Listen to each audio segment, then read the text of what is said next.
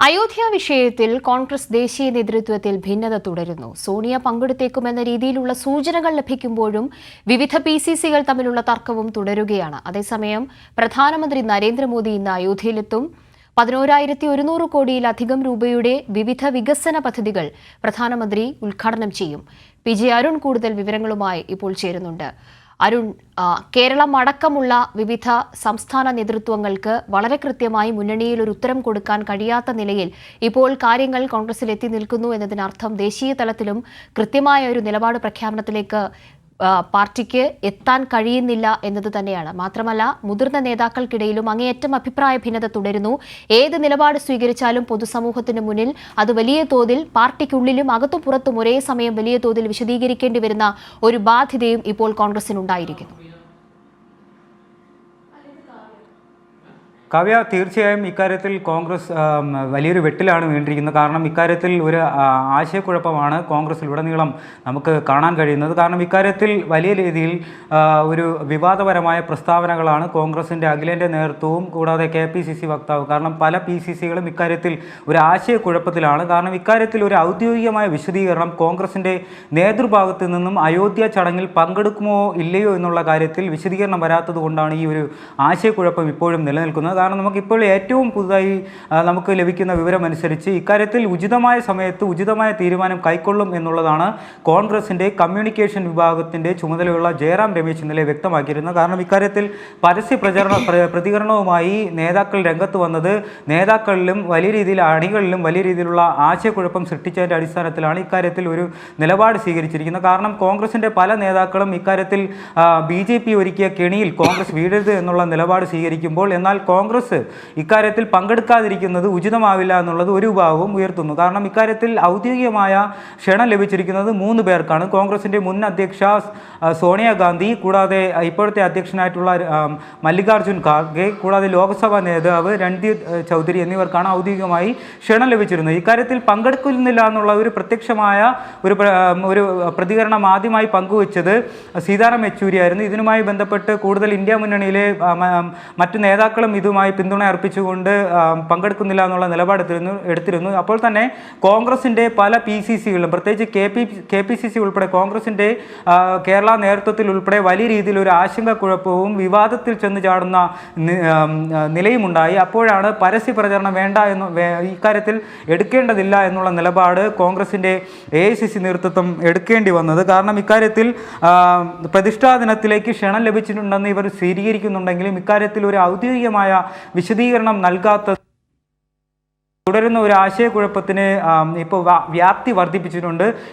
കാരണം ഇന്ന് ഇക്കാര്യത്തിൽ ഇതുമായി ബന്ധപ്പെട്ട് അയോധ്യയിൽ റോഡ് ഷോ പ്രധാനമന്ത്രി നരേന്ദ്രമോദിയുടെ നേതൃത്വത്തിൽ ഇന്ന് സംഘടിപ്പിക്കുന്നുണ്ട്. ഇതുമായി വലിയ രീതിയിലുള്ള രാഷ്ട്രീയ ധ്രുവീകരണത്തിന് BJP ശ്രമിക്കുന്ന ഒരു അവസരത്തിലാണ് കോൺഗ്രസ് ഇക്കാര്യത്തിൽ ഒരു കൃത്യമായ നിലപാട് എടുക്കുന്നില്ല എന്നുള്ളതും ശ്രദ്ധേയമാണ്. കാരണം ക്ഷണം ലഭിച്ചിട്ട് ഇത്രയും ദിവസമായിട്ടും ഇക്കാര്യത്തിൽ ഒരു ഔദ്യോഗികമായ വിശദീകരണം കോൺഗ്രസിൻ്റെ നേതൃത്വം എടുക്കാൻ തയ്യാറാവാത്തത് വലിയ രീതിയിലുള്ള ഒരു ആശയക്കുഴപ്പം ഇപ്പോഴും സൃഷ്ടിച്ചിരിക്കുകയാണ്. ഇക്കാര്യത്തിൽ ഔദ്യോഗിക വിശദീകരണം വരുന്നതുവരെ നമുക്ക് കാത്തിരുന്നേ പറ്റൂ. കാരണം ഈ വരും ദിവസങ്ങളിലും ഇതുമായി ബന്ധപ്പെട്ടുള്ള ചർച്ചകൾ എന്തായാലും നടക്കും. ഉചിതമായ സമയത്ത് ഉചിതമായ തീരുമാനം എടുക്കും എന്നതാണ് കമ്മ്യൂണിക്കേഷൻ വിഭാഗത്തിന്റെ ഭാഗത്തു നിന്ന് അറിയാൻ കഴിയുന്നത് എന്ന് അരുൺ നേരത്തെ സൂചിപ്പിച്ചു.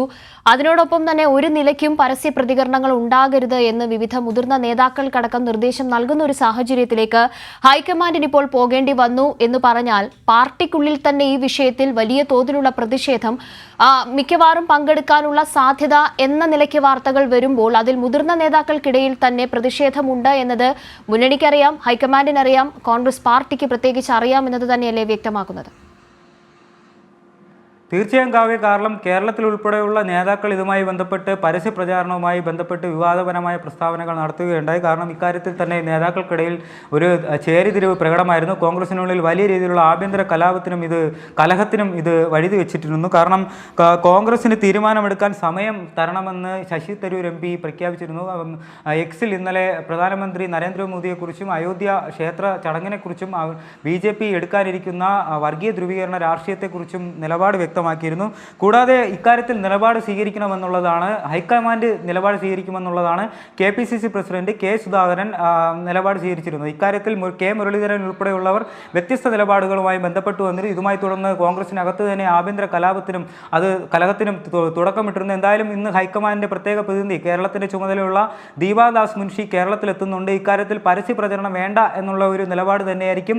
ഇക്കാര്യം ഉൾപ്പെടെ കേരളത്തിനകത്ത് KPCC നേതൃത്വവുമായി ചർച്ച നടക്കുമ്പോൾ ദീപാദാസ് മുൻഷി നേതൃത്വത്തെ ഓർപ്പിക്കുക. ഇക്കാര്യത്തിൽ പരസ്യ നിലപാടുകൾ ഇനി ആവർത്തിക്കേണ്ടതില്ല. ഇക്കാര്യത്തിൽ ഹൈക്കമാൻഡിന്റെ ഒരു ഔദ്യോഗിക പ്രഖ്യാപനം വരുന്നത് വരെ കാത്തിരിക്കാനാണ് ഇപ്പോൾ കേരളത്തിലെ ഉൾപ്പെടെയുള്ള PCC നേതൃത്വത്തിനുൾപ്പെടെ രാജ്യത്തെ മറ്റു PCC അധ്യക്ഷന്മാർക്ക് ഇപ്പോൾ നൽകിയിരിക്കുന്ന സൂചന. എന്തായാലും ഇക്കാര്യത്തിൽ ഒരു കൃത്യമായ നിലപാട് പ്രത്യേകിച്ച് വലിയ രീതിയിൽ പെട്ടെന്ന് തന്നെ എടുത്തില്ല എന്നുണ്ടെങ്കിൽ ഇക്കാര്യത്തിൽ കോൺഗ്രസ് നിലപാട് തുടരുന്ന ഒരു നിശബ്ദത ഇന്ത്യ മുന്നണിക്ക് അകത്ത് തന്നെ വലിയ രീതിയിലുള്ള ഒരു ആശയക്കുഴപ്പവും സൃഷ്ടിക്കുമെന്നുള്ള കാര്യത്തിൽ തർക്കമില്ല. കാരണം ഇന്ത്യ മുന്നണിക്കകത്ത് തന്നെ വലിയ രീതിയിലുള്ള ഒരു ആശയക്കുഴപ്പവും അഭിപ്രായ ഭിന്നതയും അയോധ്യ ക്ഷേത്ര ചടങ്ങുമായി ബന്ധപ്പെട്ട് ഉയർന്നു വന്നിരുന്നു. ജാർഖണ്ഡ് മുക്തി മോർച്ച നേതാവ് ഷിബു സോറൻ ഉൾപ്പെടെയുള്ളവർ പ്രതികരിച്ചത് വിളിച്ചാൽ പങ്കെടുക്കുമെന്നുള്ളതാണ് പ്രതികരിച്ചത്. കൂടാതെ ഇതിൽ ഉദ്ധവ് താക്കറെ ശിവസേന നേതാവ് പ്രഖ്യാപിച്ചതെന്ന് പറഞ്ഞാൽ ഉദ്ഘാടന ചടങ്ങിന് ശേഷം പങ്കെടുക്കുമെന്നുള്ളത്. അപ്പോൾ ഇന്ത്യ മുന്നണിയുടെ നേതൃസ്ഥാനത്തേക്ക് കരുതപ്പെട്ടിരിക്കുന്ന കോൺഗ്രസിൻ്റെ വലിയൊരു മുന്നണിയിലെ ഭാഗമായിരിക്കുന്ന കോൺഗ്രസിൻ്റെ ഇതിൽ തുടരുന്ന ഒരു നിലപാട് നിശബ്ദത ഇന്ത്യ മുന്നണിക്കകത്തും വലിയ രീതിയിലുള്ള ആശയക്കുഴപ്പം സൃഷ്ടിച്ചു എന്നുള്ള കാര്യത്തിൽ തീർച്ചയില്ല. എന്തായാലും വരും ദിവസങ്ങളിൽ ഇന്ത്യ മുന്നണിയോട് കൂടി ഒരു യോജിച്ച ഒരു തീരുമാനത്തോടു കൂടിയായിരിക്കും കോൺഗ്രസ് ഇക്കാര്യത്തിൽ ഒരു നിലപാടെടുക്കുക. ഭൂരിപക്ഷ തീരുമാനമനുസരിച്ചായിരിക്കും ഇക്കാര്യത്തിൽ മുന്നോട്ട് പോവുക. സോണിയാഗാന്ധി പങ്കെടുക്കുമോ എന്നുള്ള കാര്യത്തിൽ ഇപ്പോഴും ഒരു ഔദ്യോഗികമായ വിശദീകരണം ഹൈക്കമാൻഡിന്റെ കാര്യത്തിൽ നിന്നും വന്നിട്ടില്ല.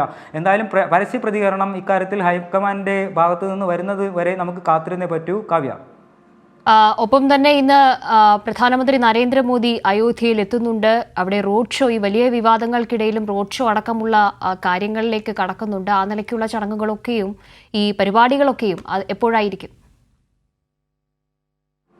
കാവ്യ, രാവിലെ 11:30 കൂടിയായിരിക്കും മോദി നേതൃത്വം നൽകുന്ന റോഡ് ഷോയ്ക്ക് അയോധ്യയിൽ തുടക്കമാവുക. ഇതുമായി ബന്ധപ്പെട്ട് വലിയ രീതിയിൽ റോഡിൻ്റെ ഇരുവശങ്ങളിലും എല്ലാം കാവി പതാക പുതച്ചുകൊണ്ട് കൃത്യമായ വർഗീയ ധ്രുവീകരണം ഏർപ്പെടുത്തുക എന്നുള്ള രീതിയിലുള്ള ഒരു പരസ്യ പ്രചാരണവുമായി തന്നെയാണ് RSS BJP മുന്നോട്ട് പോകുന്നത്.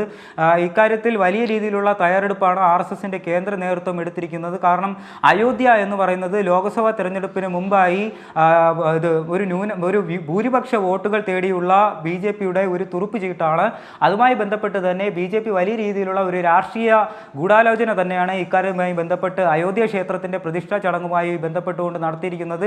ഇതിന്റെ മുന്നോടിയായാണ് പ്രധാനമന്ത്രി നരേന്ദ്രമോദി തന്നെ നേരിട്ട് റോഡ് ഷോ അയോധ്യയിൽ സംഘടിപ്പിക്കുന്നത്. എന്തായാലും 11:30 പുതുതായി ഉദ്ഘാടനം ചെയ്യപ്പെടുന്ന അന്താരാഷ്ട്ര വിമാനത്താവളത്തിൽ നിന്നും ആരംഭിക്കുന്ന റോഡ് ഷോ പുതുതായി ഉദ്ഘാടനം ചെയ്യുന്ന